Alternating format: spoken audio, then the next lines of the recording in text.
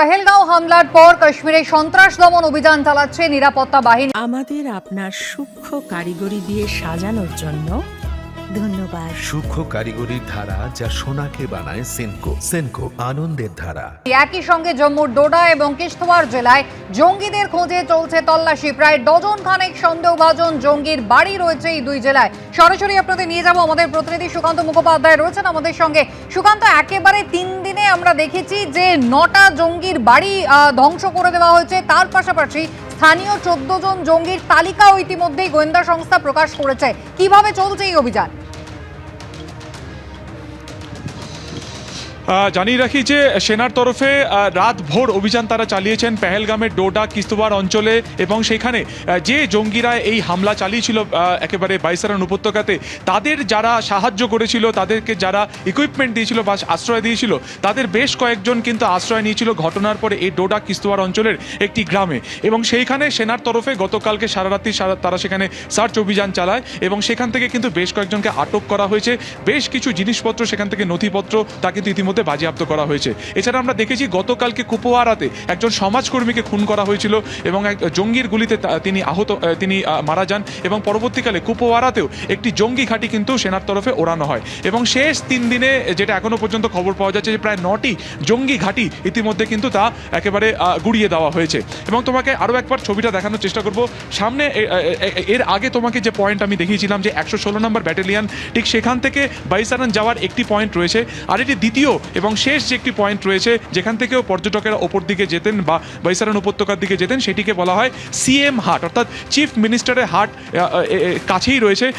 তার জায়গা, সেই জায়গা হিসেবে কিন্তু এই পয়েন্টটির নাম হচ্ছে সিএম হাট পয়েন্ট। দেখতে পাচ্ছ সামনে জম্মু কাশ্মীর এবং পেহেলগাম পুলিশের তরফে সেখানে কিন্তু পুলিশ মোতায়েন রয়েছে, পাশাপাশি সিআরপিএফ রয়েছে, হাতে আগ্নেয়াস্ত্র রয়েছে, সামনে পুরোপুরি ব্যারিকেড করে দেওয়া হয়েছে কাটা তার দিয়ে, এবং ভেতরে কিন্তু এই মুহূর্তে জঙ্গল থেকে শুরু করে প্রত্যেকটি জায়গাতে চিরুনি তল্লাশি চালানো হচ্ছে। যে গাড়িতে যে 4 চাকার যে মোটর বাইক থাকে, সেই মোটর বাইকে করে, যেটাকে ই বাইক বলা হয়, তার মাধ্যমে জঙ্গলের বিভিন্ন জায়গাতে তারা কিন্তু সার্চ অভিযান চালাচ্ছেন। এবং এই যে চত্বর রয়েছে, অর্থাৎ তুমি সামনে যে মেঠো রাস্তা তুমি দেখতে পাচ্ছ, যেহেতু প্রায় 6 দিনে আজকে পড়লো, পুরো রাস্তা, এই যে সামনে যে রাস্তা রয়েছে সেখান থেকে কোনোভাবে গাড়ি যাতায়াত করতে পারে না, সেখানে শুধুমাত্র ঘোড়া এবং ঘোড়াই একমাত্র সেখান থেকে যাতায়াত করতে পারে। সেই রাস্তা কিন্তু একেবারে প্লেন, অর্থাৎ এখানে কোনো রকমভাবে পর্যটক কিন্তু আসেনি। सर यहाँ से भी बंद है? सर साहब से कीजिए बात आप। सर यहाँ पे पूरा बंद है अभी? बिल्कुल बंद है, टोटल बंद है। अंदर पूरा सर्च ऑपरेशन चल रहा हाँ, सर्च चल रहा है। है? ये जितना भी पॉइंट है ऐसे ही सील कर दिया है? हाँ, बिल्कुल टोटल सील्ड है जी। তো তুমি শুনলে যে সিআরপিএফ এর জওয়ান তিনি পরিষ্কার যেটা বলছেন যে এই যে গোটা যে রাস্তা যা বাইসারান উপত্যকার দিকে যায় পুরোপুরি কিন্তু সিল করে দেওয়া হয়েছে, এবং এখান থেকে মাত্র 17 কিলোমিটার দূরেই রয়েছে কিন্তু ডোডা কিশতওয়াড় যে গ্রাম, যেখানে সেনার তরফে অভিযান চালানো হচ্ছে, সেখানেও কিন্তু প্রত্যেকটি ঘরকে সার্চ করা হচ্ছে। পাশাপাশি তোমাকে একবার ছবিটা দুদিকের দেখাবো।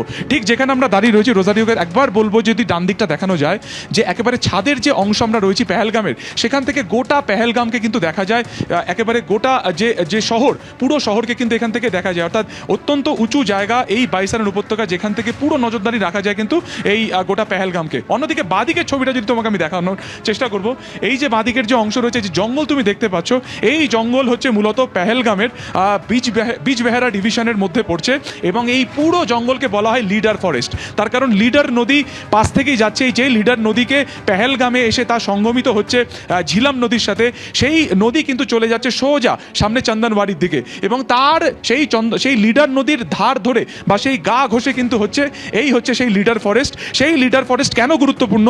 এই লিডার ফরেস্টের ভেতর থেকেই কিন্তু জঙ্গিরা জংলা পোশাক পরে, হাতে আগ্নেয়াস্ত্র নিয়ে তারা বাইসারান উপত্যকাতে ঢোকে।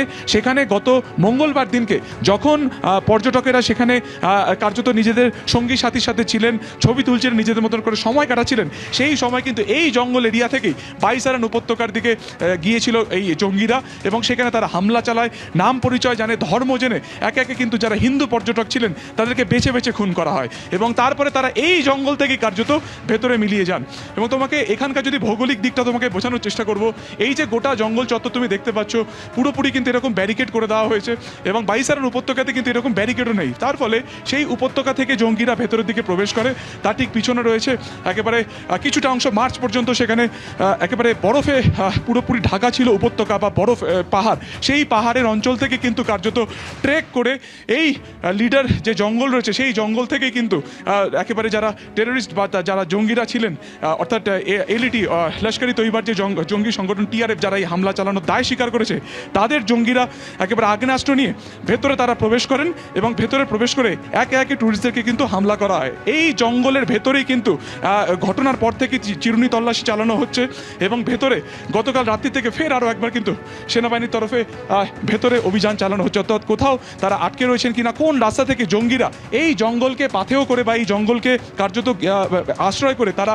উপত্যকাতে বা ভ্যালিতে ঢুকেছিলেন এবং হামলা চালানোর পর তারা সেখান থেকে কি করে পালিয়ে গেলেন, কোথা থেকে পালিয়ে গেলেন, সেই পুরো বিষয়টা কিন্তু দেখা হচ্ছে। পাশাপাশি ইলেকট্রনিক সার্ভেলেন্স করা হচ্ছে সেই সময় কারা কারা সেই ভ্যালিতে ছিলেন পর্যটক ছাড়াও তাদের সেই সমস্ত একেবারে ফোনের সূত্র ধরে তারা কিন্তু জানার চেষ্টা করছেন যে সেই সময় উপত্যকাতে কারা ছিলেন, কারা আশ্রয় দিয়েছিলেন, এই জঙ্গিদের সাথে তারা কিভাবে কমিউনিকেট করছিলেন, পুরো বিষয়টা তারা কিন্তু দেখছেন। এবং ইতিমধ্যে 18 জনের একটি তালিকা তৈরি করা হয়েছে, সেই তালিকা অনুসারে প্রত্যেকে তাদের খোঁজ করা হচ্ছে, তাদের যারা আত্মীয় স্বজন রয়েছে তাদের প্রত্যেকের বাড়িতে কিন্তু সার্চ করা হচ্ছে, যার মধ্যে যেটা তোমাকে বললাম যে ডোডা কিস্তোয়ার যে অঞ্চল রয়েছে ঠিক এই বাইসারান থেকে 17 কিলোমিটার দূরে, সেইখানে কিন্তু এই মুহূর্তে অভিযান চালাচ্ছেন, সেখানে প্রত্যেকটি ঘরে এই মুহূর্তে কিন্তু অভিযান চালাচ্ছেন সেনাকর্তারা। সুকান্ত, ধন্যবাদ।